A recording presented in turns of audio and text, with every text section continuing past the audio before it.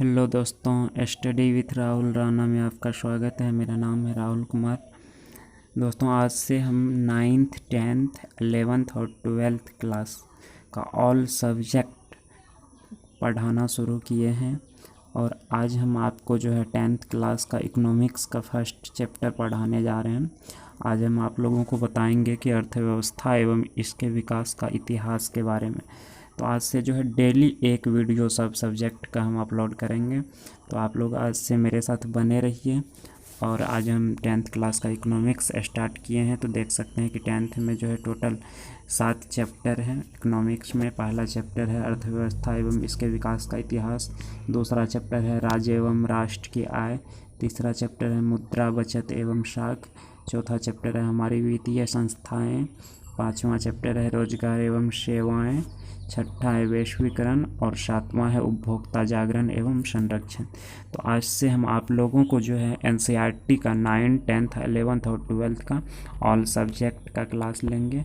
तो आज से आप लोग जो है डेली एक एक वीडियो हम ऑल सब्जेक्ट का अपलोड करेंगे, तो आप लोग देख सकते हैं। तो हम फर्स्ट चैप्टर आज पढ़ाना शुरू कर रहे हैं, अर्थव्यवस्था एवं इसके विकास का इतिहास। तो दोस्तों, जैसा आप लोग जानते हैं कि हम लोग का देश जो है भारत 15 अगस्त 1947 को आज़ाद हुआ। इससे पहले जो है भारत लगभग 200 वर्षों तक जो है यहाँ पे अंग्रेज़ी शासन था। अंग्रेज़ जो है भारत को गुलाम बनाए रखा था। उस समय भारत को जो है सोने का चिड़िया कहा जाता था। अंग्रेज़ी शासन से पहले जो है हमारे भारत को सोने का चिड़िया कहा जाता था। लेकिन अंग्रेज़ी शासन ने जो है इस सोने के चिड़िया का भरपूर शोषण किया, जमकर लूटा। भारत को जो है जमकर लूटा, इसका जो है भरपूर शोषण किया, जिसके कारण जो है भारत में आर्थिक विकास की गति जो है मंद या नगण्य रही। तो दोस्तों, सेकंड पॉइंट है अर्थव्यवस्था का परिचय। अब हम बताते हैं अर्थव्यवस्था क्या है, इसके बारे में जो इसका परिचय। तो अंग्रेजी शासन ने जो है भारतीय अर्थव्यवस्था को अपना एक उपनिवेश बना कर रखा था। उपनिवेश कॉलोनी को बोलते हैं। जैसे नाम सुने होंगे शहर सब में कि प्रोफेसर कॉलोनी है, तो मतलब क्या हुआ, वहाँ जा कर के प्रोफेसर कुछ दिन के लिए रहता है। तो वहीं हुआ कि अंग्रेज जो है भारत आकर के कुछ दिन रहा, भारत को जमकर लूटा, अपना कॉलोनी बना करके रखा, फिर उसके बाद चले गया।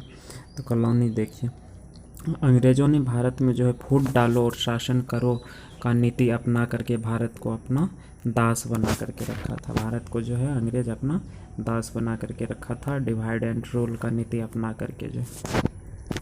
अब हम आपको बता रहे हैं कि कॉलोनी क्या है, उपनिवेश क्या है। कॉलोनी के बारे में हम आपको बता रहे हैं। तो देखिए, उपनिवेश, तो उपनिवेश किसको बोलते हैं? उपनिवेश जब कोई भी देश किसी बड़े समृद्धशाली राष्ट्र के शासन के अंतर्गत रहता है। जैसे भारत जो है इंग्लैंड के शासन के अंतर्गत था और उसके समस्त आर्थिक एवं व्यावसायिक कार्यों का निर्देशन एवं नियंत्रण शासक देश का होता है। तो यहाँ पे भारत में जो है समस्त आर्थिक एवं व्यावसायिक जो है कार्य का निर्देशन कौन करता था? तो अंग्रेज करता था।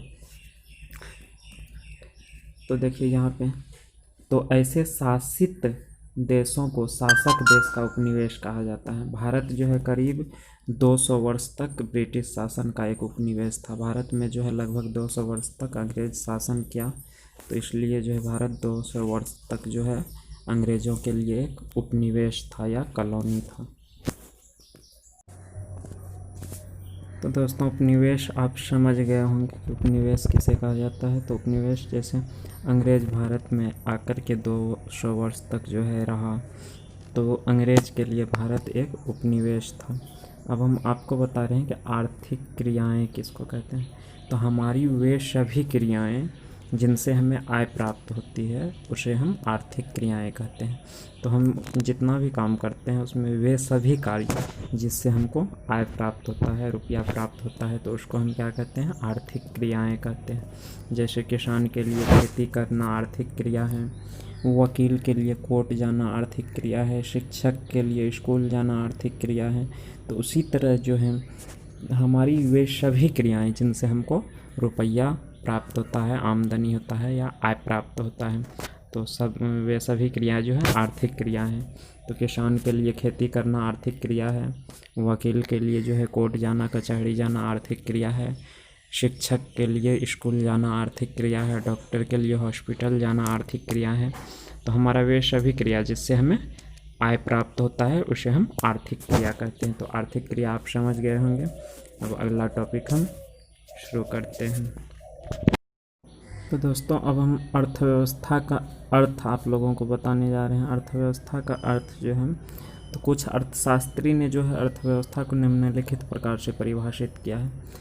तो कुछ जो मुख्य अर्थशास्त्री है वो जो है अर्थव्यवस्था को अपने अपने प्रकार से जो है अलग अलग प्रकार से परिभाषित करने का काम किया है, जिसमें पहला नंबर में है आर्थर लेविस। तो आर्थर लेविस के अनुसार जो है अर्थव्यवस्था का अर्थ होता है किसी राष्ट्र के संपूर्ण व्यवहार से जिसके आधार पर मानवीय आवश्यकताओं की संतुष्टि के लिए वह अपने संसाधन का प्रयोग करता है।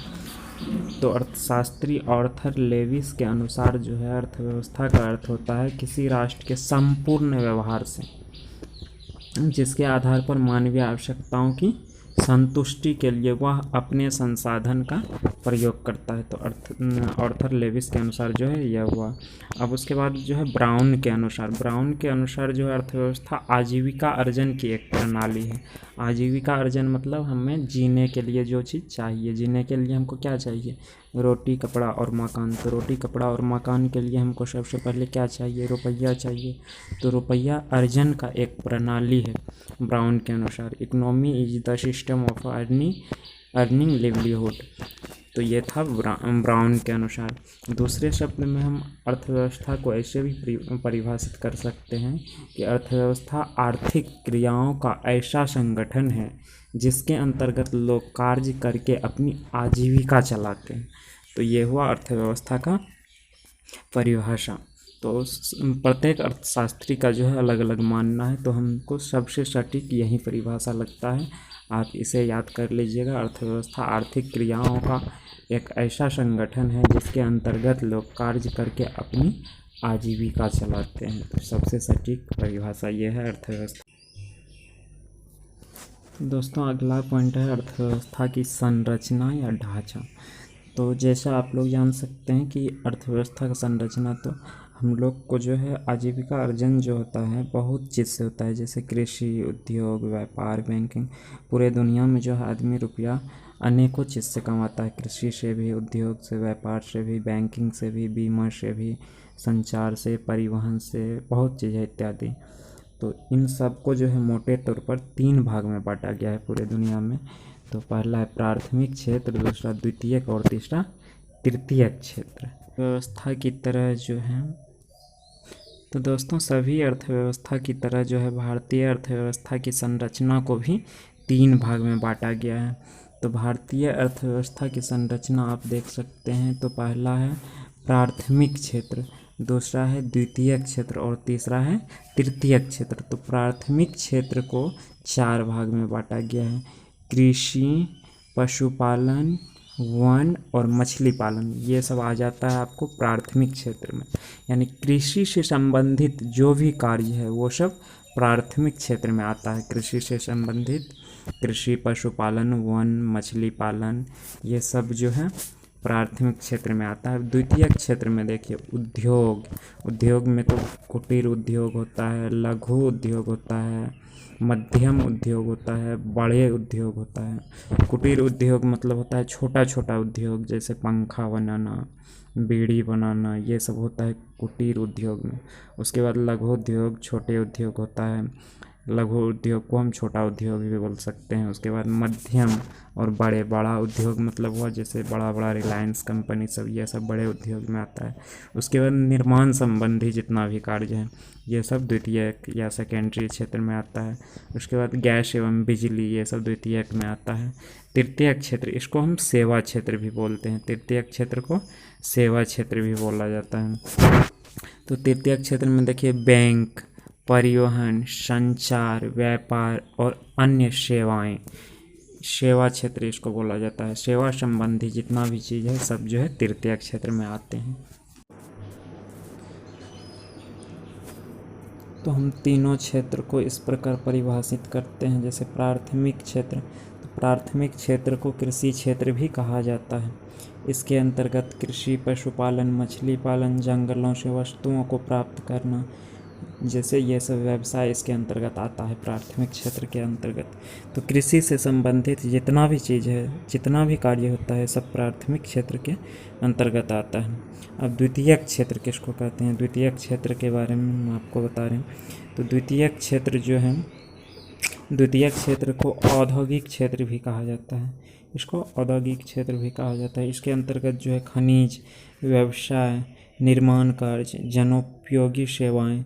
जनोपयोगी मतलब होता है जनता के उपयोग के लिए जो सेवाएं होता है। तो जनता के उपयोग के लिए क्या है, गैस है, बिजली है, तो ये सब का उत्पादन जो होता है ये सब द्वितीयक क्षेत्र में आता है। तो इसी को जनोपयोगी सेवाएं बोला जाता है। अब तृतीयक क्षेत्र के बारे में बता रहे हैं। तृतीयक क्षेत्र को जो है सेवा क्षेत्र भी कहा जाता है। सेवा क्षेत्र इसको क्यों कहा जाता है, तो ये प्राथमिक और द्वितीयक क्षेत्र के जो है, प्राथमिक और द्वितीयक क्षेत्र को सहायता प्रदान करता है, इसलिए इसे सेवा क्षेत्र कहा जाता है। तो देखिए तृतीयक क्षेत्र को सेवा क्षेत्र भी कहा जाता है। इसके अंतर्गत बैंक एवं बीमा, परिवहन, संचार एवं व्यापार इत्यादि क्रियाएं सम्मिलित होती हैं। ये क्रियाएं प्राथमिक एवं द्वितीयक क्षेत्रों की क्रियाओं की सहायता प्रदान करता है। तो देख सकते हैं आप जो है बैंक तो किसान को भी सहायता प्रदान करता है, और औद्योगिक क्षेत्र में भी बीमा, परिवहन, संचार, ये तो दोनों क्षेत्र को जो है सहायता प्रदान करता है, इसलिए इसको सेवा क्षेत्र कहा जाता है तृतीयक क्षेत्र को। अब हम बता रहे हैं कि राष्ट्रीय आय में जो है इन तीनों क्षेत्र का योगदान क्या रहा। तो प्राथमिक क्षेत्र का योगदान जो है 1901 ईस्वी में 63.6% था। यहीं अब देखिए प्राथमिक क्षेत्र का योगदान जो है धीरे धीरे घटते जा रहा है। 1901 में कितना था, 1947 में 58.7 हो गया, 2007 में जो है 22% हो गया। और द्वितीयक क्षेत्र का योगदान देखिए बढ़ते जा रहा है। 1901 में 12.7 था, 1947 में 14.3 और 2007 में 22% हो गया। तृतीयक क्षेत्र का भी योगदान बढ़ते जा रहा है, 23.7 से 27 हुआ, उसके बाद 56 हुआ। और जो है यहाँ पर इससे हमको पता चलता है कि प्राथमिक क्षेत्र का योगदान जो है घट रहा है, और द्वितीयक एवं तृतीयक क्षेत्र का योगदान जो है बढ़ रहा है। तो ठीक है दोस्तों, आप हमारे व्हाट्सएप ग्रुप से भी जुड़ सकते हैं। व्हाट्सएप नंबर है आपको डिस्क्रिप्शन में मिल जाएगा, हम व्हाट्सएप नंबर दे देंगे। व्हाट्सएप ग्रुप है, उससे भी जुड़ सकते हैं। और अगर कोई भी प्रॉब्लम होगी तो कमेंट बॉक्स में आप अपना प्रॉब्लम लिखें, हम सबका सॉल्यूशन करेंगे। तो ठीक है, थैंक यू दोस्तों। अब इसका पार्ट 2 हम फिर कल